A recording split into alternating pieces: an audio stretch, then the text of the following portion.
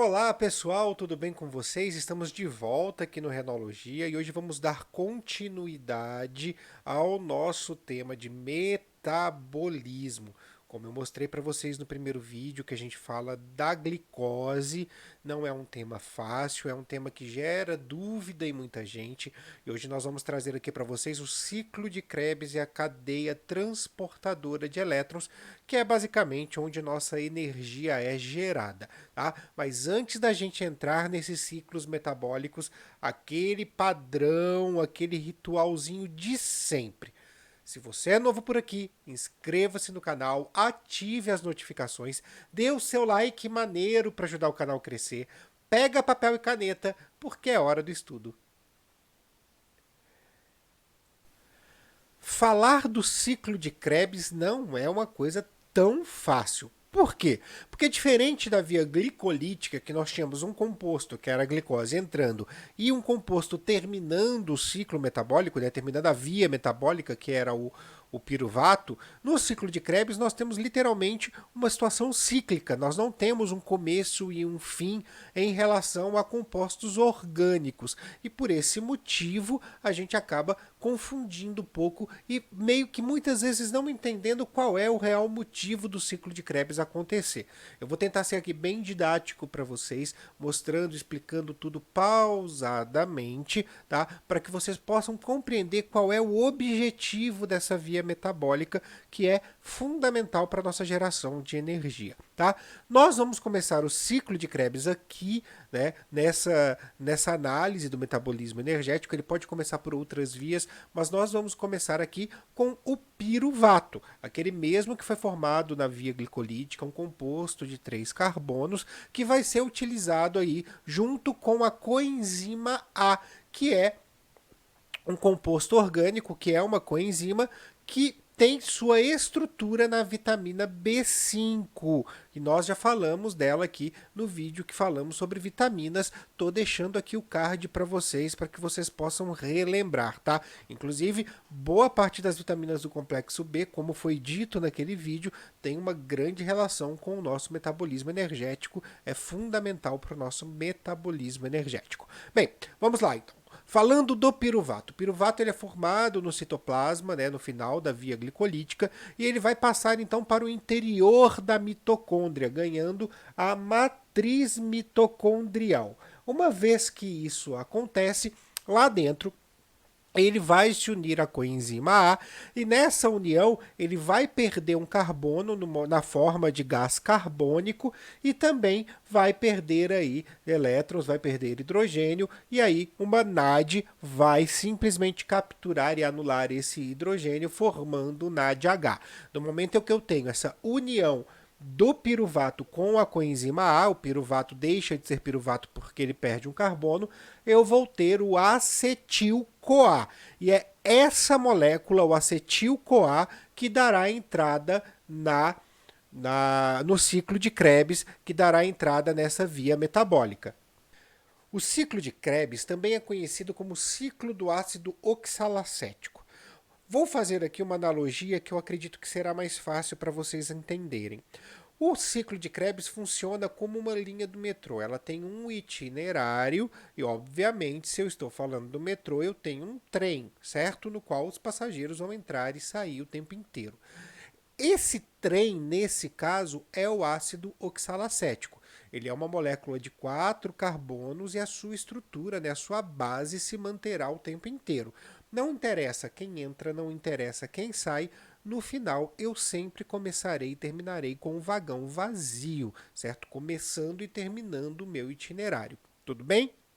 Bem, eu vou ter aí uma grande quantidade de passageiros que vai entrar, uma grande quantidade de passageiros que vai sair, mas o trem permanece inalterado. O vagão continua lá porque ele é fundamental para que o metrô funcione, certo? Não dá para as pessoas andarem no trilho, certo? Então é isso que a gente vai encontrar nesse momento. Então vamos começar o nosso ciclo de Krebs. Eu tenho lá a formação do acetil-CoA pela mistura do piruvato com a coenzima A, e aí eu vou encontrar o ácido oxalacético na matriz mitocondrial.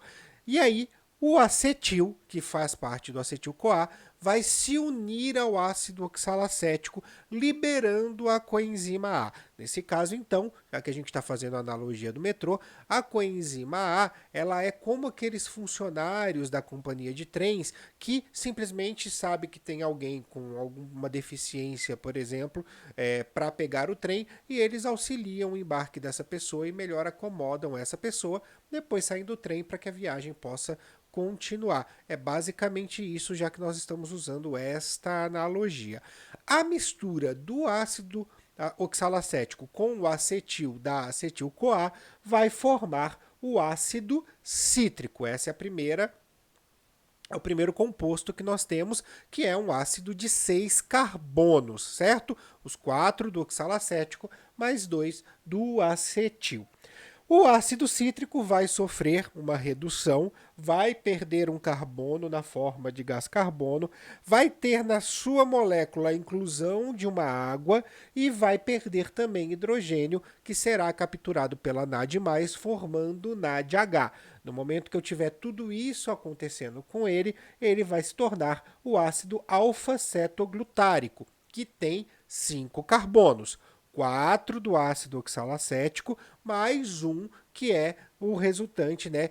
Vem lá do ácido do acetil, certo? O acetil tinha 2, virou ácido cítrico, perdeu 1, e o ácido alfa-cetoglutárico fica com esse 1, dando total de 5 carbonos, tá? A coenzima A, ela vai atuar mais uma vez nesse ciclo, vai atuar no ácido alfa-cetoglutárico, e vai fazer com que esse ácido perca mais um carbono, reduza mais um carbono e também com isso acabe perdendo mais hidrogênio. E aí o NAD vai formar NADH mais uma vez e o carbono será colocado para fora como gás carbônico também. Aí eu tenho uma ação, né, uma união de novo das moléculas, da mesma maneira que tinha do acetil-CoA, eu vou ter a succinil-CoA. A succinil-CoA, ela vai ter uma entrada de água mais uma vez, vai ganhar um fosfato inorgânico para poder liberar a coenzima A, que vai o tempo inteiro estar mediando essas reações, e aí ela vai fazer uma GDP virar uma GTP. O que é GDP e o que é GTP? Tá? Da mesma maneira que nós temos a adenosina trifosfato e a adenosina difosfato, que é praticamente a nossa pilha, né, a molécula de reserva que contém, né, a energia e libera energia para as nossas reações, nós temos a guanosina difosfato e a guanosina trifosfato. É basicamente a mesma coisa que o ATP e o ADP, só que aí tendo uma base molecular diferente. Em vez da adenina, a gente tem, né, a da adenosina, a gente tem a guanosina, tá? É basicamente a mesma coisa. Estou gerando aqui também energia, quando eu formo uma GTP, unindo um fosfato inorgânico numa GDP, tá? Feito isso, o succinil-CoA vai formar o ácido succínico. Eu tenho aí uma molécula de 4 carbonos, eu já eliminei todos os carbonos do acetil. Só que ainda essa molécula não é favorável para capturar mais acetil. Então eu preciso formar de novo ácido oxalacético. E para isso eu preciso mexer mais nessa molécula. Como eu vou fazer isso? Perdendo hidrogênio, perdendo mais hidrogênio e mudando a conformação molecular. Então a primeira reação que eu farei é transformar o ácido succínico em ácido málico. E aí eu vou incluir uma água nele mais uma vez e vou perder mais hidrogênio. Só que nessa reação, quem capturará os hidrogênios vai ser a FAD+, formando FADH2, não a NAD+, formando NADH, tá? Formei o ácido málico, vou perder mais elétrons aí, vou ter a captura de mais hidrogênio, vou então formar mais um NADH a partir de um NAD+, e aí sim eu tenho de novo o meu vagão vazio, que é o ácido oxalacético, que vai poder capturar mais uma vez outro acetil. Complicado? Sim, complicado. Você precisa saber cada uma dessas etapas do ciclo de Krebs? Obviamente que não, porque a gente está falando de um estudante do ensino médio. A gente não está falando de um bioquímico formado, tá? Um bioquímico formado, tudo bem saber, inclusive o nome das enzimas, que eu nem mostrei aqui para vocês. Mas para um estudante do ensino médio, não. O que a gente precisa compreender desse ciclo que acabamos de ver? Primeiro, que ele funciona como um literal desmanche daquilo que vem da glicose, ou seja, a glicose, desde que ela entrou na via glicolítica, ela sofre um processo de desmanche e todos os seus carbonos são colocados para fora do organismo no processo de expiração como gás carbônico, e ela também sofre um processo de desmanche naquilo que se torna, naquilo que é a nossa literal fonte de energia, que são os seus íons. Então nós vimos o tempo inteiro aí a captura de hidrogênio por NAD e por FAD, que é o que será fundamental para nossa produção de energia, tá? Então, resumindo o ciclo de Krebs, resumindo aquilo que você precisa ter como conceito no ciclo de Krebs, ele termina o desmanche da glicose e aí ele libera gás carbônico, né? Liberando o carbono contido na glicose na forma de gás carbônico para o sangue e depois para a expiração, retornando para o ambiente, tá? E aí ele também vai pegar e vai pegar os íons da glicose, principalmente os íons de hidrogênio, neutralizados pelas FAD e pelas NAD, tá? E não vai deixar o pH da célula diminuir com isso e vai usar esses íons para formar energia. Aí essa formação de energia é uma outra via metabólica que nós chamamos de cadeia transportadora de elétrons, onde o nosso ATP será gerado. Quando nós falamos dos ciclos biogeoquímicos, e eu estou colocando aqui para vocês o card desse vídeo, nós tratamos a fotossíntese.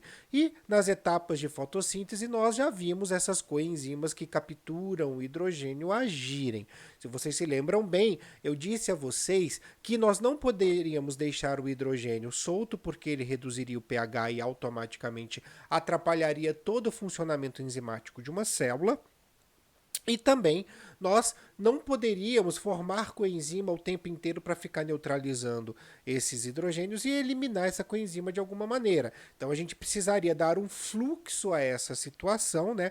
Um fluxo para esses íons hidrogênio a ponto de liberar as coenzimas para capturar mais íons que estão sendo formados nos ciclos metabólicos.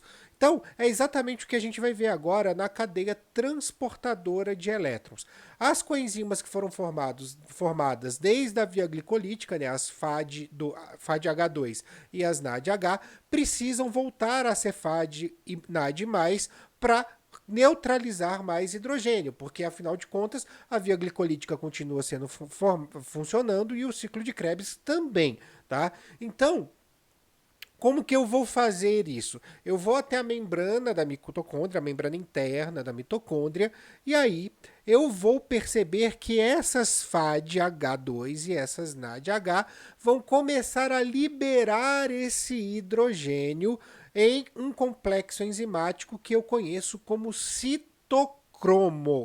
O citocromo vai pegar este hidrogênio e vai unir com o oxigênio que nós respiramos. O oxigênio que nós trazemos do ar atmosférico entra pelo pulmão, pelo sangue e vai até as células. E aí a mistura de hidrogênio com oxigênio dá água. Ou seja, eu vou neutralizar esse hidrogênio que eu retirei da via glicolítica e do ciclo de Krebs com oxigênio formando água, que é um composto neutro, que é ideal para que eu possa solubilizar componentes químicos e manter o meu metabolismo ativo, e aí eu não tenho redução de pH nem aumento de pH, eu mantenho esse equilíbrio necessário para que eu possa simplesmente continuar todas as minhas vias metabólicas. Olha que genial!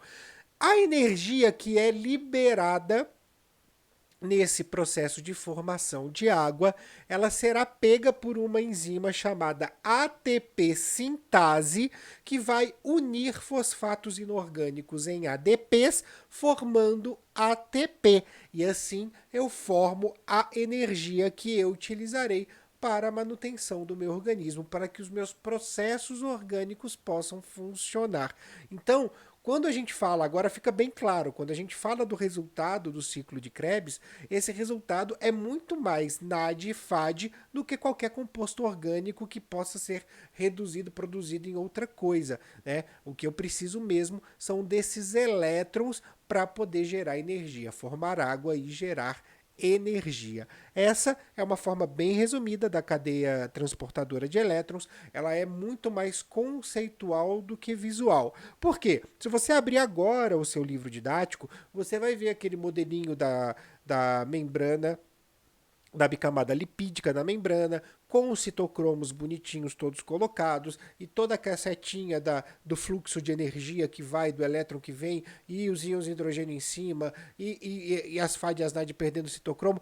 E aí muita gente olha para aquilo e não entende. Então eu trouxe esse diagrama aqui para vocês porque eu acredito que seja mais fácil de se entender o conceito, que é o que é importante para que você possa realizar um Enem, realizar um vestibular e entender como você funciona. Que eu acho que o mais importante nesse caso aqui é até o autoconhecimento que esse tipo de conteúdo traz para gente. Tá? Então, mais uma vez, olhando para a gente ter essa base, FAD e NAD entram, né? FADH2 e NADH entram, o hidrogênio é retirado delas pelo citocromo, vai ser misturado com oxigênio formando água, liberando NAD+ e FAD+ para poder capturar mais hidrogênio no ciclo de Krebs e na via glicolítica. A energia que é gerada desta reação é capturada pela ATP sintase, que simplesmente une fosfatos inorgânicos no ADP, formando ATP.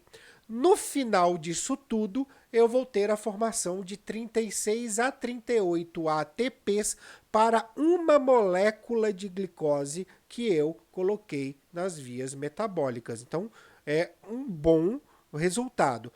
A gente acaba gastando um pouco no transporte desse ATP, e aí existem alguns processos com gasto de energia. Então, o saldo que eu vou levar em consideração para cada molécula de glicose, já contando com esse gasto, é de 30 a 32 ATPs por glicose metabolizada, o que é excelente, certo? Bem, esse é um conteúdo, como eu falei para vocês, complexo, não é a coisa mais fácil de se explicar na biologia. Espero que vocês tenham gostado desse vídeo. Tá? Lembro a vocês que todas as imagens que eu produzo aqui para o canal eu coloco lá no nosso Instagram, @renologia, sempre com um resuminho, então segue lá. Tá? A gente vai ficando por aqui. Um grande beijo a todos e a todas e até o próximo vídeo.